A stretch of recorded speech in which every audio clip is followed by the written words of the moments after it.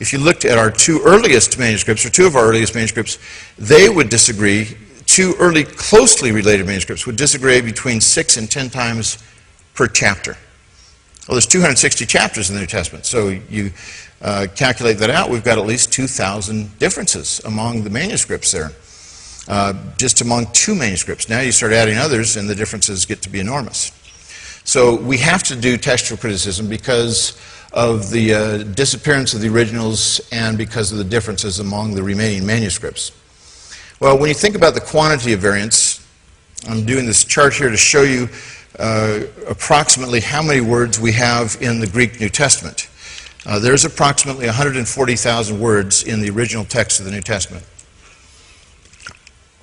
Now, if you're like the monk Andrew, let me give you the specifics. It's 138,162. And don't ask me how I know that number. But then we have textual variants. And this is represented by the red graph. Approximately 400,000. For every word in the New Testament, we have about 2.5 variants. In other words, we have far more variants than we have words in the original New Testament. That's a large number.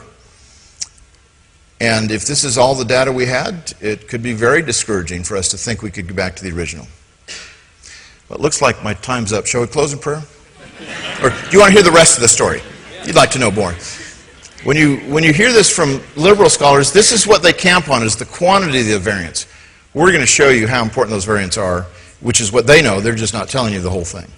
Well, the first principle to recognize here is the reason that we have lots of textual variants is because we have a lot of manuscripts. If we had one manuscript, which an awful lot of classical scholars have for their ancient texts that they're copying, it's not going to have any variants. As soon as you have a second manuscript, it varies from it. It might vary 2,000 times in something of the length of the New Testament.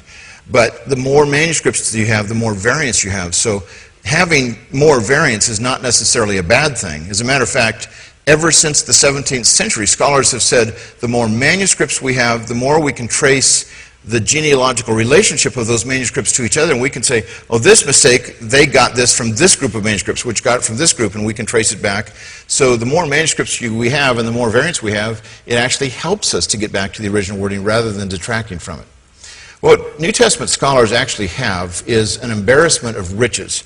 And let me just kind of lay this out for you.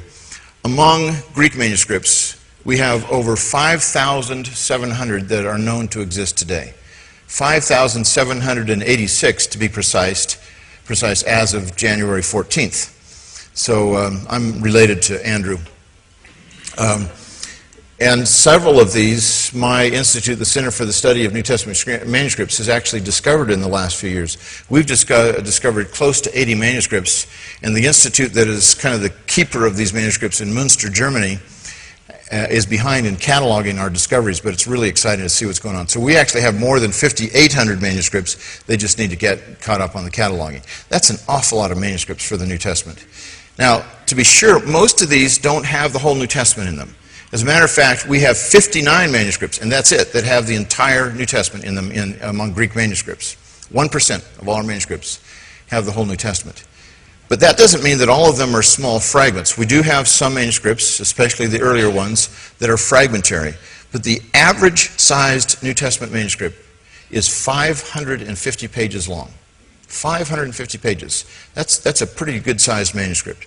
Now, besides the Greek manuscripts, the New Testament was translated early on into other ancient languages. And the very first one was Latin. Early in the 2nd century, it started to get translated into Latin. And by the 4th century, when Constantine moved the capital of his empire to the east, to what became Byzantium and today is called Istanbul, or as the Greeks call it, Constantinople, when he did that, Greek started to have much less of an influence in the Roman Empire, and Latin spread throughout all the rest of Western Europe. Our modern languages, many of them, are based on Latin rather than on Greek.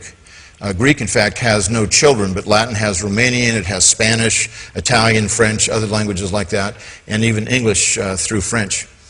But we have almost twice as many Latin manuscripts as we do Greek.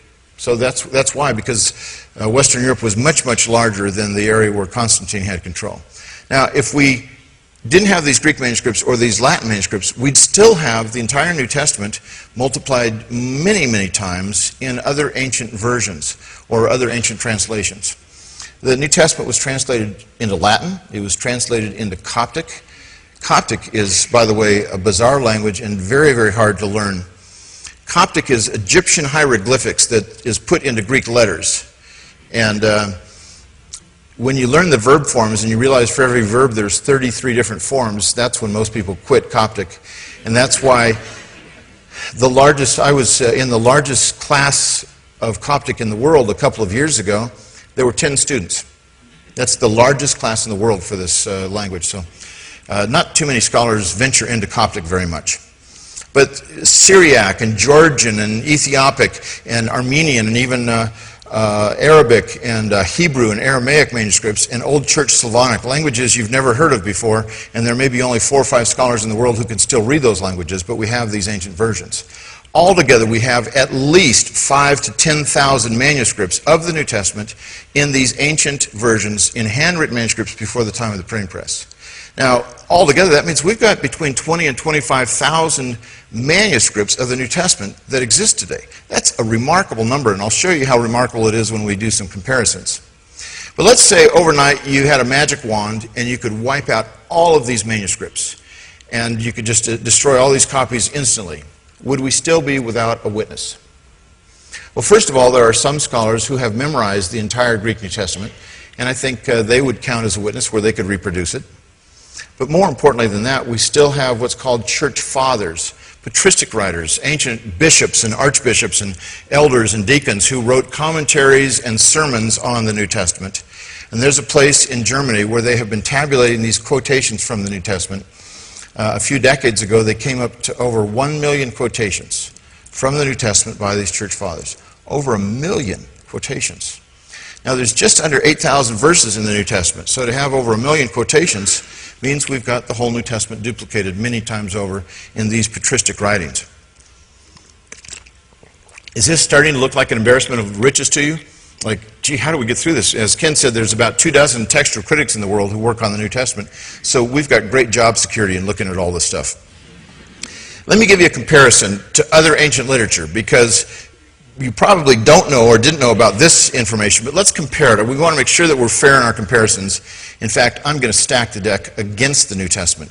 If we look at 5 great historians, Livy, Tacitus, and Suetonius were first century Roman historians, and they are the 3 historians on whom we base most of our information about ancient Rome. And then Thucydides and Herodotus were 5th century BC Greek historians. They're called the fathers of historiography. And our understanding of ancient Greece comes primarily from these 2 authors. Well, when you look at the number of surviving manuscripts, we've got 27 copies of Livy. But I should tell you that when we're dealing with Livy, he wrote 140 volumes, and we don't have all of those volumes. We only have 35 of them, and not entirely, but we have parts of 35. So these 27 copies have 35 of those volumes at most in them. Tacitus may well be the most important Roman historian of the 1st and 2nd century AD. We have 3 manuscripts by Tacitus, 3 copies of Tacitus today, and the earliest comes 800 years after he wrote. And yet when you talk to classical scholars, they say, well, this is what we've got. We don't want to plead ignorance. This is the best data we've got. We've got to assume that it goes back to what Tacitus originally said in all of its essentials. Suetonius, another important author, and we've got well over 200 manuscripts. I think it's up to 227 now. Yet we're still waiting 800 years before we see the first copies. Thucydides and Herodotus. This is not going to show up on the exam, so don't be taking notes at this point. But Thucydides and Herodotus, we've got some manuscripts from the 1st century, small slivers of manuscripts, but that's it. And then we wait again several hundred years before we get more. Now, if we put these all in a group and compare them to the New Testament, and we give all of these 5 authors counted as one author, what we'd have is still less than 400 manuscripts collectively. Less than 400 for all these guys put together. And the oldest manuscripts, the oldest, come 300 years plus after the originals. Now, how does the New Testament fare? Got almost 6,000 manuscripts in Greek alone. We've got over 10,000 in Latin, between 5,000 and 10,000 in other languages.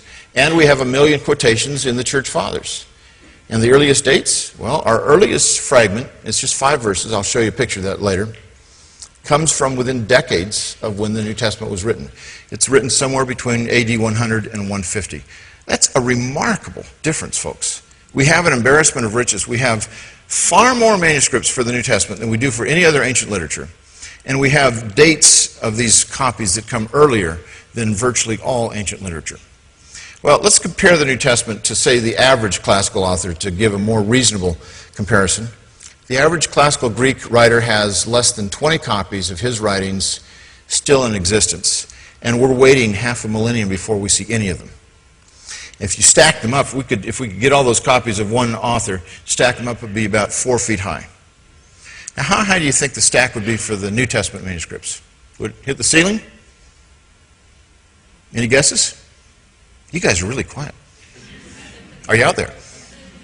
Anybody think, yes, it'll hit the ceiling? Come on, if I had Baptists here, you say, yes, sir, it would be, amen. You know, that kind of thing. This is not a Baptist church. I can see that plainly. All right. It's also not a Presbyterian church because you guys sing well, and we know that Presbyterians will be the first ones in heaven because it says the dead in Christ shall rise first. So, okay, so we've got 4 feet of manuscripts. Compare this to the New Testament. It's over a mile high. Not counting the quotations from the church fathers, which I have no idea how to figure that out. But a mile high of all these manuscripts compared to the average classical author. And when I say the average classical author has fewer than 20, it's usually far fewer. Most of them have 1 or 2 copies. That's it. So I'm giving them the benefit of the doubt. And this is to scale. It's remarkable, isn't it? We have a great embarrassment of riches. Well, that's the number, but let's think a little bit about the dates of these manuscripts. I want to talk to you just for a moment about the discovery of P-52, which was not a fighter plane used in World War II, but it's an actual papyrus. And here's the picture of it. You can see this on the screen. Let me give you a background to it. This manuscript was discovered in 1934, but 90 years earlier, 1844, there was a German scholar at the University of Tübingen who had studied under Professor Hegel. Now, that name means probably nothing to you, and probably the fact that he taught Hegelian dialectic means nothing to you. But what may mean something to you is you've heard of thesis, antithesis, and when they go together, what's that called? Synthesis. Yeah, that's Hegelian dialectic.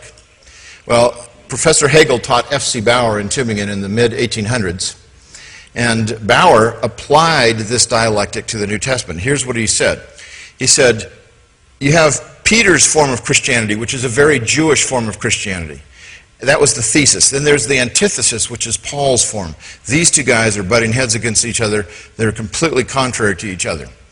And that's a Gentile form of Christianity. Then you have the form where it synthesizes that, which we get in the book of Acts, where both Peter and Paul look like decent guys and they agree with each other. And so Bauer said Acts is not at all historical. It's written well after AD 150. And then he says, and then you get the real amalgamation, the real synthesis between the two in the Gospel of John. His argument was that John's Gospel, and he wrote this in the year 1844, cannot be dated any earlier than AD 160. And probably it should be dated about 170. Now, 90 years later, here comes this fragment that shows up in the basement of the John Rylands Library at Manchester University in England. There was a doctoral student by the name of Colin H. Roberts who was rummaging around in the basement. He was an expert in papyri, and he comes across this papyrus that's 3.5 inches tall by 2.5 inches wide. And he looked at it and said, well, this looks like it's from John's Gospel. And then he turned it over and he saw that it was also from John's Gospel. One side had John chapter 18, verses 31 through 33, and then on the back side, John 18, verses 37 and 38. Well, that told him that the form of the book this was in was a codex, you know, the kind that we have today where it's bound on the left side and you turn the pages. We know the codex form of book was invented in the 90s of the first century, and Christians were the first to popularize it. But what we also now realize is that every single New Testament manuscript we have was written on a codex instead of a scroll, which is a remarkable thing. But he said, this is remarkable to find a manuscript of the New Testament. There aren't a lot of those. We have on papyri 127 total. Well, he said this to the 3 leading papyrologists in Europe at the time, and each one of them independently wrote back to him and said, this manuscript should not be dated any later than AD 150.